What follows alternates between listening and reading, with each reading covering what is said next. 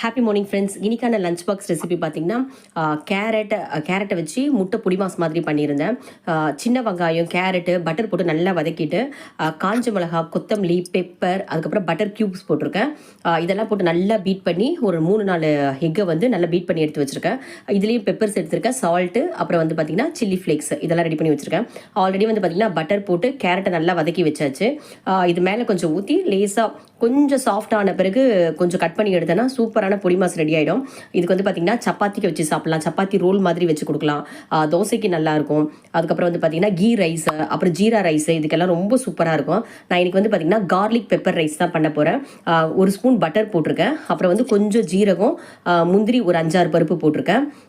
அதுக்கப்புறம் வந்து பார்த்திங்கன்னா பூண்டு வந்து இடித்து சேர்த்துருக்கேன், கொஞ்சம் தோலோட. ரொம்ப சூப்பராக இருக்கும், வாசனை ரொம்ப நல்லாயிருக்கும். கட் பண்ணி சேர்க்குறத விட கார்லிக் ரைஸ்க்கு வந்து பூண்டை நல்லா இடித்து செய்யுங்க. ஒரே ஒரு காஞ்ச மிளகா மட்டும் போடுறேன், ஏன்னா காரத்துக்கு நம்ம பெப்பர் தான் சேர்க்க போகிறோம். பாஸ்மதி ரைஸை கொஞ்சம் 90% வேக வச்சு மிக்ஸ் பண்ணி எடுக்க போகிறோம். கொஞ்சம் உதிரியாக இருந்தால் ரொம்ப நல்லாயிருக்கும். இறக்கும் போது பெப்பர் சேர்த்துருக்கேன், ரொம்ப டேஸ்ட்டாக இருக்கும். மழை காலத்துக்கு நம்ம கார்லிக்கும் சேர்த்துக்கலாம், பெப்பரும் சேர்த்துக்கலாம். ரொம்ப ஹெல்த்தியான லஞ்ச் பாக்ஸ் கண்டிப்பாக ட்ரை பண்ணி பாருங்கள்.